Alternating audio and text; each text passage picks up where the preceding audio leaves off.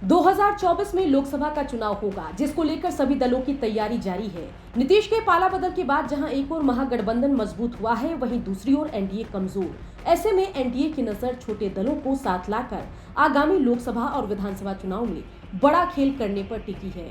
माना जा रहा है कि इन छोटे दलों का साथ अगर बीजेपी को मिल जाए तो आगामी लोकसभा और विधानसभा चुनाव में मुकाबला कांटे का हो जाएगा।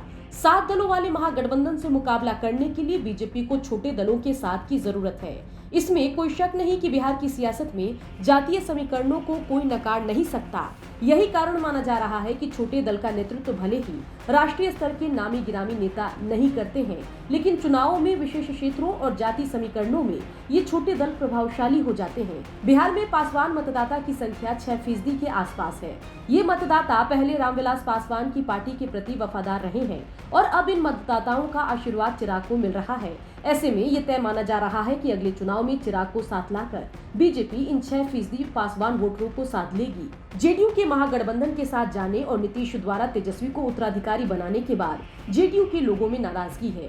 पार्टी के संसदीय बोर्ड के अध्यक्ष उपेंद्र कुशवाहा ने पार्टी से इस्तीफा देकर अपनी नई पार्टी राष्ट्रीय लोक जनता दल बना ली है। कुशवाहा जिस तरह मुख्यमंत्री नीतीश कुमार और पार्टी नेतृत्व पर आक्रामक हैं, इससे उनके एनडीए के साथ जाने की संभावना प्रबल है। उपेंद्र कुशवाहा वोटर पर दावा ठोकते हैं और इन कुशवाहा वोटर की आबादी बिहार में यादव जाति के बाद सबसे ज्यादा है। लगभग 8% आबादी इनकी है। बड़ा सवाल है कि क्या उपेंद्र कुशवाहा को साथ लेकर बीजेपी 8% कुशवाहा वोटर को साथ लेगी। वीआईपी आगे चलकर बीजेपी से हाथ मिलाएगी या नहीं, इस पर फिलहाल मुकेश सहनी साफ कुछ भी नहीं बोल रहे हैं। लेकिन Y+ सिक्योरिटी मिलने के बाद सहनी और बीजेपी के रिश्तों में फिर से मिठास आ गई है।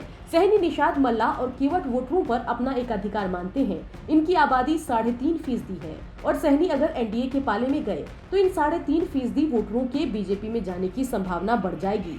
इधर सत्ताधारी महागठबंधन में शामिल हिंदुस्तानी आवाम मोर्चा के प्रमुख और पूर्व मुख्यमंत्री जीतन राम मांझी की पहचान बिहार की राजनीति में चालाक नेता की रही है। कुछ दिनों से महागठबंधन के विरोध में वो बयान भी दे रहे हैं और साथ ही अपने बेटे को सीएम बनाने की पैरवी करके उन्होंने सियासी हलचल भी मचा दिया है। मांझी महादलित वोट बैंक पर दावा ठोकते हैं। बिहार में 4% के आसपास महादलित वोटर हैं और अगर मांझी आगे चलकर पाला बदलेंगे तो ये 4% वोट बैंक भी मांझी के साथ शिफ्ट होगा या नहीं, ये देखने वाली बात होगी। बीजेपी लोकसभा चुनाव में 40 में से 40 सीट जीतने का दावा कर रही है, लेकिन बिना छोटे दलों को साथ लिए ये दावे कम, हवाबाजी ज्यादा नजर आती है। ब्यूरो रिपोर्ट, बिहार तक।